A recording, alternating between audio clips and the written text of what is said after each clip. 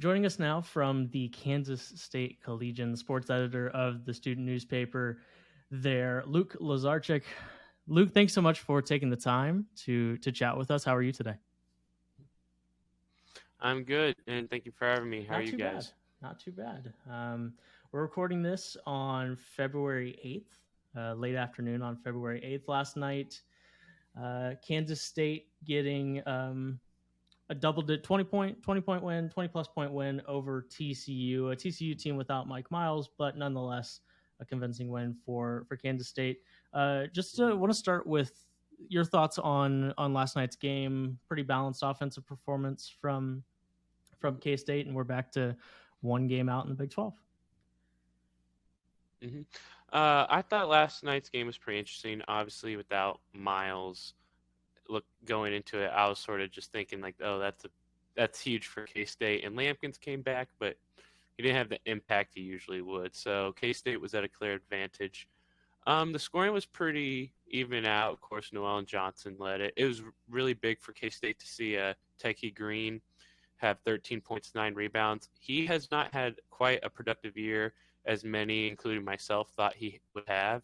But this may be a big game for him, sort of bounce back and maybe have a bigger impact going on to the year. Defense for K-State looked pretty good. There still is the issue of turnovers, which Noel and Johnson, even though they've been playing so well, they have had turnovers. And Keontae, again, had some early foul trouble. But in general, this is sort of the path. If K-State wants to keep beating ranked opponents, this is the better path for them to have 5 players in double digits. Yeah, Sills had 14. Gusan had 10. This is the better path than just Keontae and Marquise blowing up and each having 25. Yeah, that's been a theme we've been discussing since kind of this emergence has happened, is kind of trying to find the balance within this team. We want to kind of go back for a second before we get to where the team is at, and just as somebody on campus, when Jerome Tang gets hired, what was the vibe? Kind of what were the expectations before this team actually took the court, in terms of, obviously Jerome Tang has this impressive resume, the rebuild he helped oversee at Baylor, the national championship. What were kind of just the initial perceptions when he got this job? Early on, I think it was overall positive, but you couldn't talk to one student, maybe the biggest K-State fan, and I don't know if they would even think it would be nearly as much as this.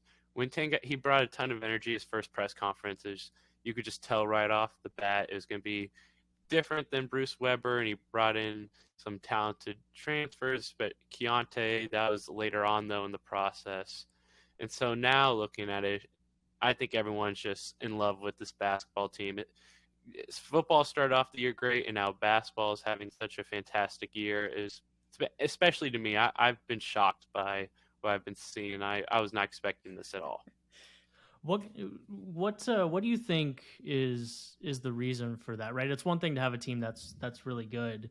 It's another to have a team that, you just use the word love to describe the emotion that the campus and the fan base kind of has. What do you think that's a result of? Is it Tang? Is it more of this combination of players? What do you kind of think it is? I think this is Tang. The culture change that he has brought to K-State. One of the big things here at K-State has always been the hatred for KU, and KU just won title. And I don't know how much you've been following along, but the FKU chants happened in football, and then there's a huge thing, they stopped it. And Tang has just changed the culture where it's not about, oh, let's beat KU. It's about, let's be great ourselves, to where KU isn't this own thing where it's like we always have to reach up to them. They have to reach up and compete with us. So I think just the way Tang just does everything the way he changed. It seems like the team is so bought in together. Last year, it's not like the team was dysfunctional or anything, but it wasn't the same. This year, everyone's bought in together. It seems like a family almost, and that's just he's so supportive of his players. And then when it comes to the actual talent, he brought in a lot of athletic players, and instantly you can see it on the court. It's players just like Tomlin. He's a very raw player who still, a lot of the players you'll see, they probably could fine-tune their overall fundamentals, but everyone has great talent and great potential. And he even helping Marquise Noel become a star in college basketball after last year. He was just this shorter, feisty guard, and now the most assists last night. He earned the most assists for a single season in K-State history. So it's really just Tang bringing everyone together and uplifting everyone, combined with the athletic potential of the roster. Going on the roster idea for a second, when you actually saw this roster come together, right? Because when Tang got hired, it basically didn't exist. You hold over two players, of course, Noel being one of them, and then he's rebuilding this thing from scratch. JUCO, different kinds of transfers. You get Keontae Johnson, who hasn't played college basketball in a couple years after everything that he went through. When you actually saw this team that was going to be Kansas State men's basketball this season, what were kind of your initial impressions, and what has surprised you most? You kind of talked about this family feel, right? These are guys who weren't playing with each other, last season or anything like that. Just what have you kind of seen in terms of the transformation and this roster exceeding everybody's expectations, it seems like? That is something that's very just insane. The family feel with only having two players returning. That's just something to think about what he's done. But the roster, when I was doing my research, and I wrote a couple of I just wrote a couple things about a few of the players for the Collegian early on when transfers coming in. Colbert, I'm always terrible with names, even though I have a tough last name myself. But he's not even playing much. Cam Carter, I wrote about a few of them. Tomlin, and it looked like Tang was building a roster similar to Baylor, where it's athleticism and then some shooting, and it looked very similar to that, and where there's not necessarily maybe a center on the court at all times. So right away, doing my research, I could sort of tell, okay, these guys have potential. Cam Carter was a higher recruit. He didn't do much at Mississippi State, but he's coming in here. He has a potential, which I think has been shown lately. Sills, they've talked about how he's a winner, another shooter, and then Tomlin probably has the greatest potential of any player. This is only his third year playing basketball, organized basketball, which is insane. And sometimes you could tell because he's dribbling up here and his fundamentals aren't there, but you could tell if he rounds out all his fundamentals, if he just takes the off season, really he keens in on that, he could be a legit maybe pro prospect in my opinion. And so you could just see the potential is there. I didn't think it'd click this fast. I thought it would take some time. My expectations were to just be fighting for March Madness. Like one of my freshman writers, he gave me an idea before the year about how we could have a weekly or bi-weekly thing of keeping track of where K-State is in March Madness for the paper, and their quad 1 wins, quad 2 wins, and it's like, oh, that was a great idea, but it doesn't matter anymore. Yep. All of those things, right? The potential and Tang putting together this roster, it all is spearheaded with the fact that Marquise Noel and Keontae Johnson are at KenPom, they're two of the 5 best players. In KenPom's all conference rankings, they're number 2 and number 4 in those rankings. So right, there's this roster construction that makes sense and there's potential, and then you have 2 guys that are both playing at all Big 12 that are playing at Marquise Noel is a best point guard in college basketball, finalist. Was there a moment, and maybe we'll of course get into kind of their Big 12 performances and some of where they really exploded early in Big 12 play, but was there a time before that, or at any point before they kind of bursted onto the scene with these massive performances, that you thought, okay, Marquise is not the same guy he was last year, something's been unlocked this year, and Keontae is really, really special as well? Is there a moment that you can think of that maybe it clicked, man, these guys are not just good on this team, not just good in this conference, but really, really good relative to the rest of the country? I'm here looking at the schedule. I remember early on in non-conference play, Keontae's performances, I knew that he would be a huge part of the team, and I knew that Noel would have. I wasn't necessarily bought into Noel for a little bit. He was playing really well, but I remember times last year where, I mean, the deep shooting is just like, it's just like, what? Like, I think I saw it a couple times last year. We're just like, what? He's looking away after shoot. It's like each time he looks away, you know it's in.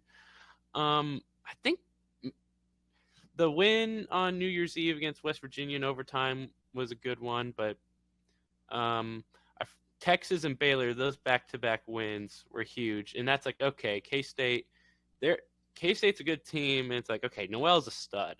He is just a stud. The win against Oklahoma State probably cemented it for me that K-State was legit. It's like, okay, you got your two big upsets. I believe the Texas win was just after the Chris Beard situation, I believe so, and so I was sort of just like, okay, that's a little weird. I mean, 116 points is 116 points, so I was like, the offense is legit.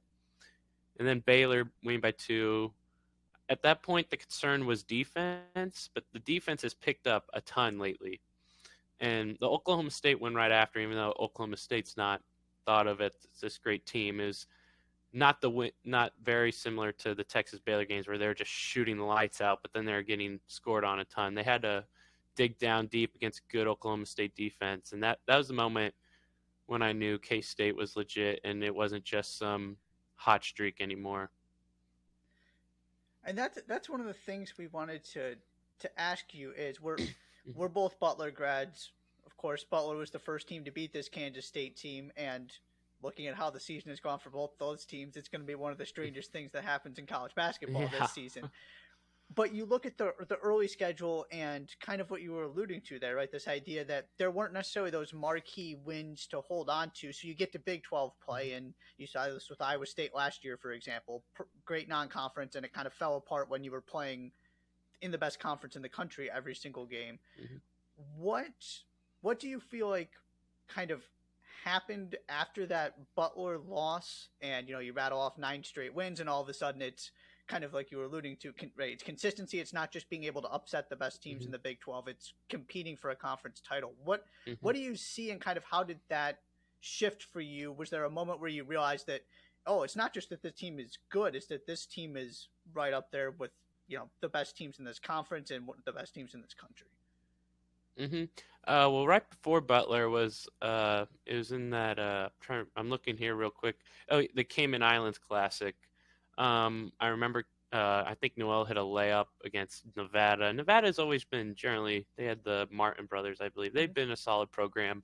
So after that win, I was like, okay, that's a pretty nice win. Then LSU, even though they had roster turnover, LSU's going to have talent. So that was another pretty good win. So then at that point, I'm like, okay, it's looking like the team's building something here. And then after Butler, I was like, oh man, all the momentum just sort of died. But then a very close, low-scoring game against Wichita State was a good bounce back. And then wasn't really too much competition. I mean, you got Abilene Christian, Incarnate Ward, Nebraska, Radford before Big 12 play. And so at that point, it's sort of like, let's just see Big 12 play.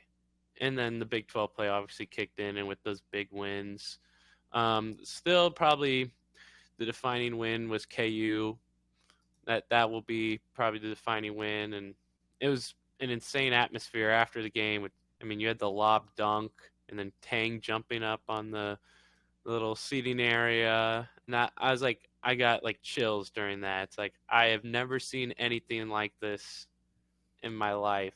And that's like, at that point, it's like K-State they're contend. I think that's the moment I was sold from, because TCU was just destroyed them game 4. That's the moment I was like, okay, this is like, if it's Final Four, I'm not going to be shocked at that point, beating KU.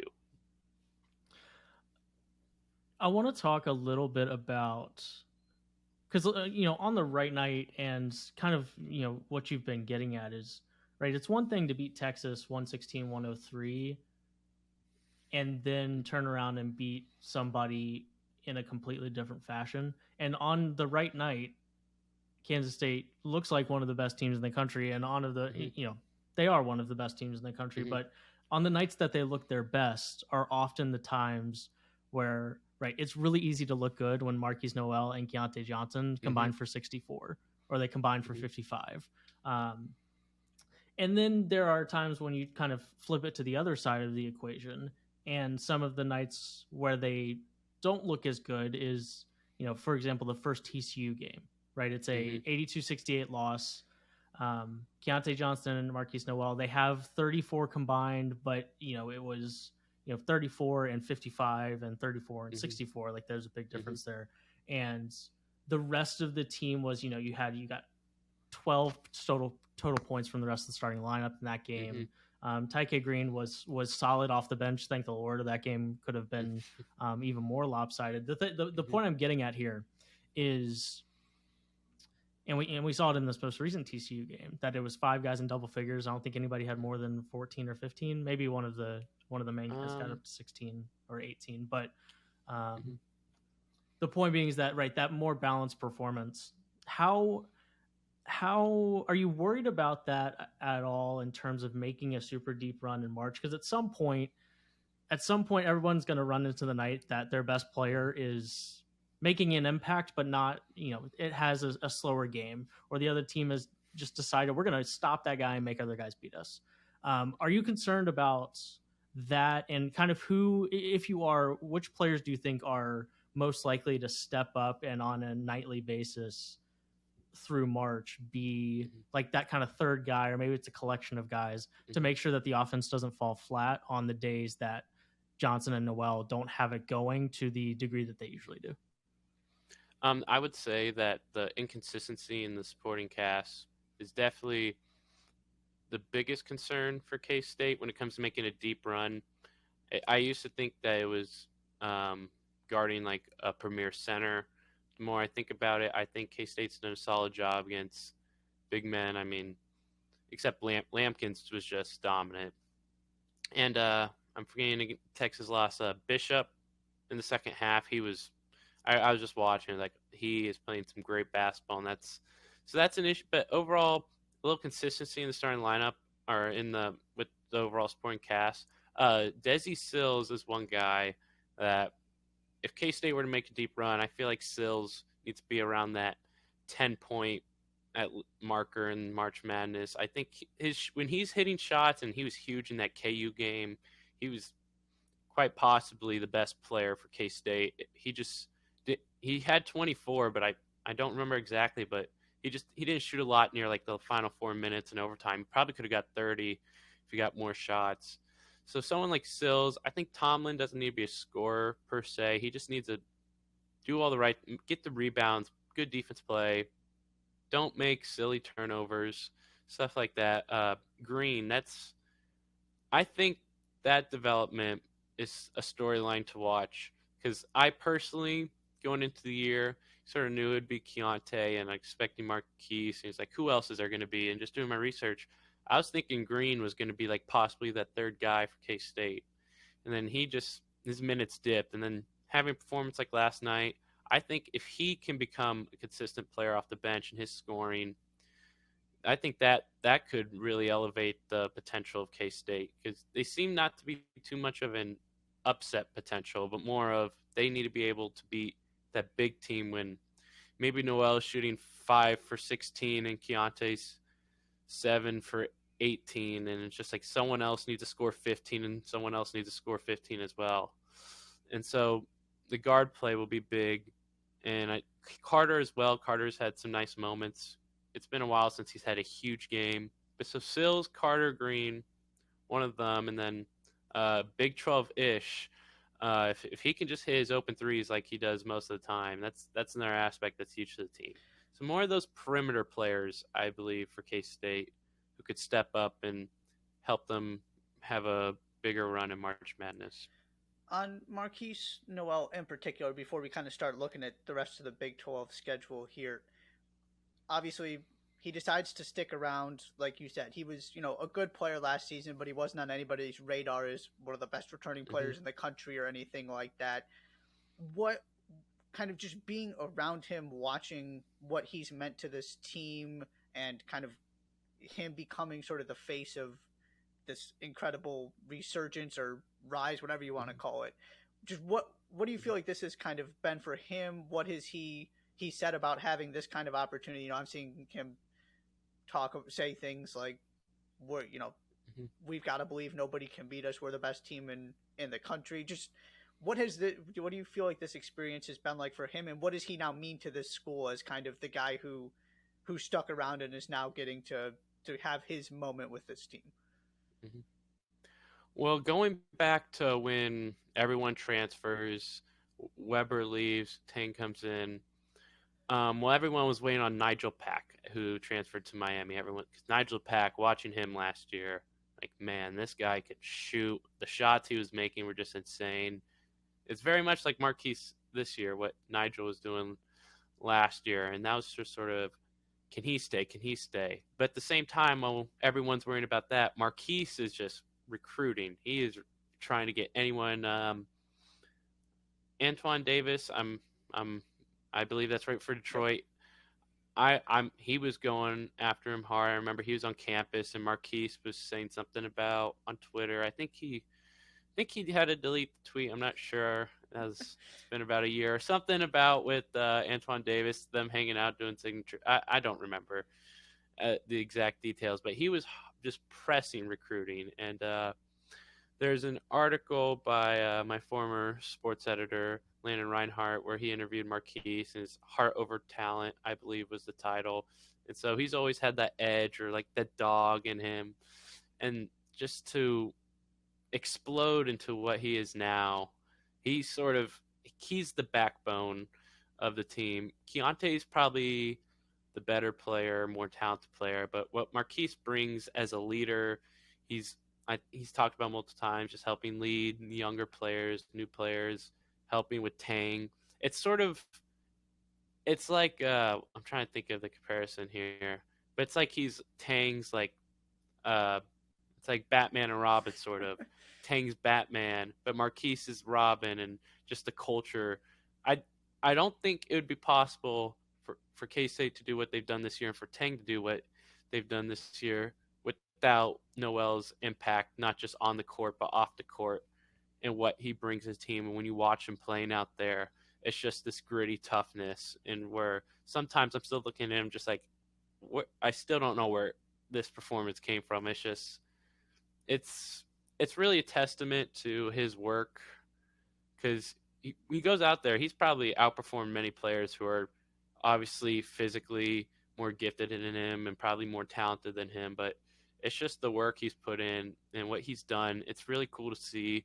We'll see what goes beyond this year. Obviously, trying to go to the NBA, 5'9", that's really tough.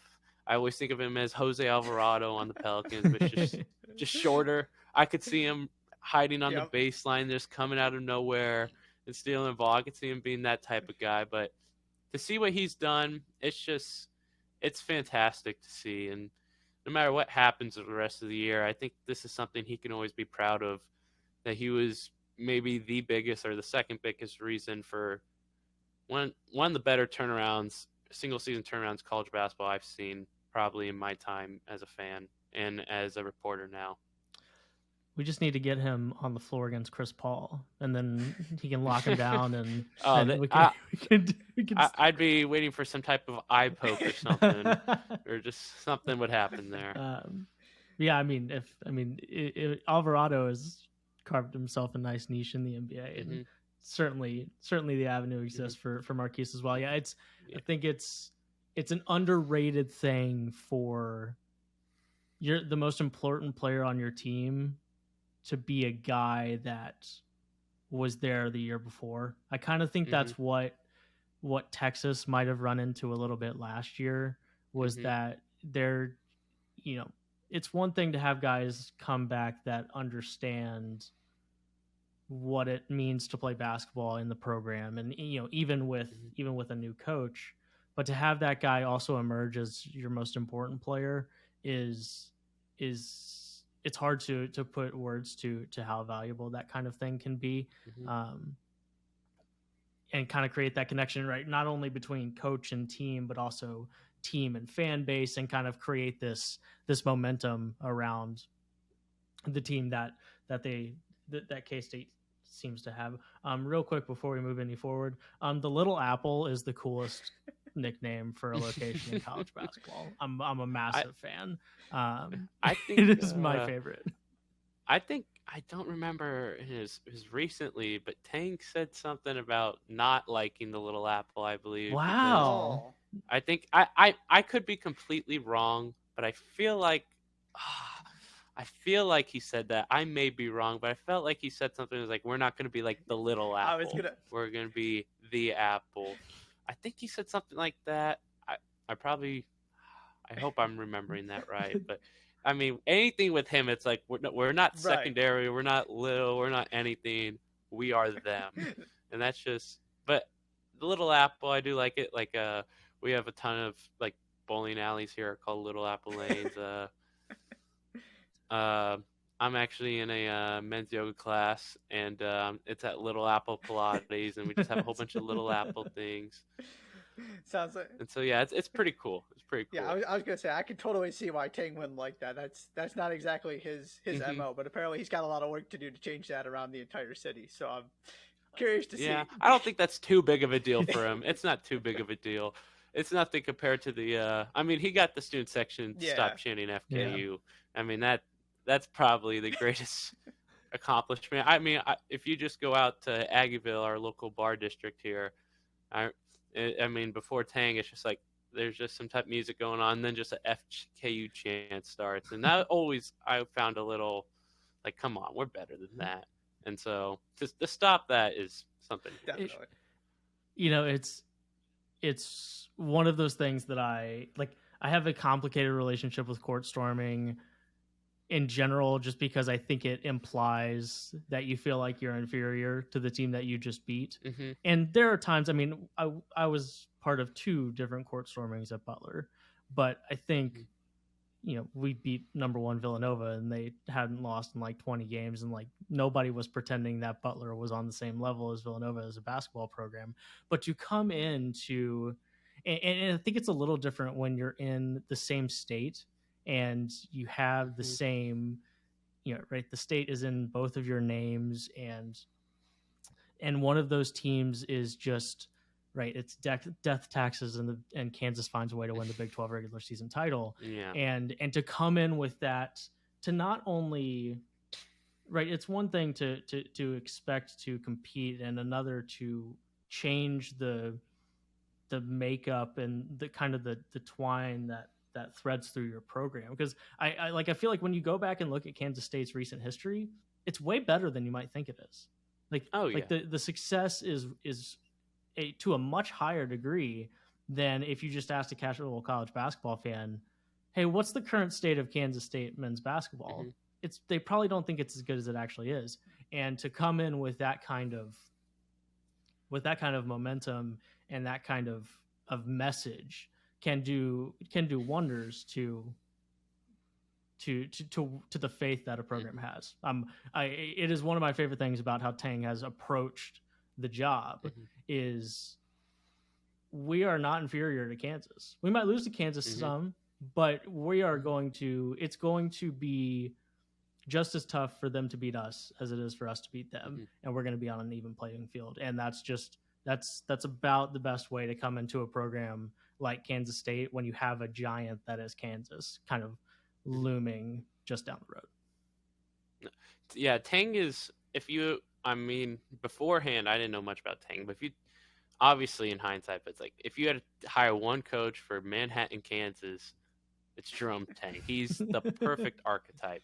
But going back to court storming, when I was covering, because I'm not the usual basketball beat, I have 3 writers, but for that I covered the KU game, and I'm sitting there, I'm like, oh my gosh, final play, like they're gonna win, and all the fans are storming. I'm like, man, I had to cover. I sort of wish I was one of the fans, but I think I do agree that court storming sometimes can be ridiculous. I was having a conversation with some buddies about Indiana when they beat Purdue this past Saturday about it, but I think that was pretty big for them. But I think if you were to tell me that against KU was final court storming for a long time, I think it's just perfect. I think that entire night for K-State's basketball culture was just I think it was perfect. I mean, you couldn't write it better. You had a huge lob. At Tang, I mean, I'm just like, that's still like, I was just like, oh, what? He is I was just shocked that he grabbed a mic, started talking. It was like LeBron last night grabbed a mic when he broke the record. I'm like, what is he doing with the mic? Gotta get back to basketball. But just, I think that was perfect. And the way he's changed the culture, it's just next level. And watching KU still ranked higher. And Jalen Wilson is just I was watching KU Texas games, and Jalen Wilson didn't ever play well. So KU's probably still a better team. They're a more talented team. They probably still have the best player in that matchup, but it's not like, oh, this is some huge upset. Now it's just like, okay, win the game. Mm-hmm. You can do it. You have the potential. KU may be a little more talented. You may have the best player Wilson. Again, Wilson's just, besides the Texas game, he's been great. But it's completely changed. It's just that the playing field is about even now, and you really can't ask for more. You're not going to ask to be beating Bill Self twice a year. That's basically. I grew up a KU fan, and so I sort of do know you're not beating Bill Self twice. And that home game, people were talking about beating KU. I was like, I don't know. You don't beat Bill Self twice. So, but just beat him. But if that were ever to happen in a recent future, that'd be a whole nother step. Obviously, a national title just puts K-State beyond. But where they are right now, you couldn't ask for anything better. And looking forward to kind of the rest of this season, 7-4 Big 12 play, still right there in the jumbled mess that is the top of the Big 12. And the other thing that Josh and I were kind of talking about, the road schedule relative to the rest of the Big 12 is about as good as you could ask for the rest of the way. A lot of those quote unquote big games left are at home. Where do you kind of put Kansas State's, chances of sharing the regular season title? Kind of what are you looking for the rest of the regular season as this team prepares to head to the NCAA tournament? I'd give K-State a good chance as anyone in the Big 12 to win or co-win the Big 12 title, especially because TCU, they're probably going to take a fall. I mean, they're already sort of taking a fall without Miles. Miles is going to be huge for them. But KU, Iowa State, Texas, already split with KU, already split with Texas. Next Saturday will be huge against Iowa State. That's probably going to be the defining game at home, 5 p.m. next Saturday. Iowa State in that match. K-State generally didn't look great, but they still competed till the very end.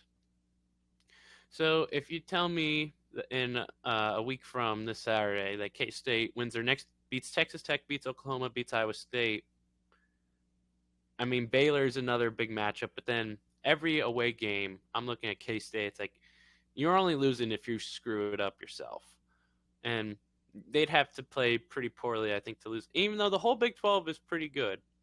Texas Tech was up on K-State at half, and now playing them this Saturday. So everyone is a tough out, but K-State does their job. They're winning every away game. They can split their home games, especially beat Iowa State. I'd give them as good a shot as anyone. And then it depends. Does KU keep up this momentum? They seem up and down. Everyone's just sort of like no one's flowing straight. So I give the Wildcats a good chance as anyone to win the regular season title. And it'll just depend on those two home games and the rest of the top dogs. Awesome, Luke. Thank you so much for taking the time to talk to us. We've been wanting to have a Kansas State interview since this became a thing and it became clear that Jerome Tang was ready to make some noise now. So we really appreciate your perspective and you taking some time to chat with us. Oh, for sure. Thank you for having me. This was great. It's always good to talk about K-State right now. I became sports editor at the perfect time. Football, basketball. I have to shout out Chase, who's sports editor before me, but he's there for 2 weeks. So it was like the fourth week. He left for something else, and I got to be sports editor. It's just a great opportunity to be able to talk to you guys and talk to more people about K-State. Absolutely. Thanks for taking the time, man. Thank you.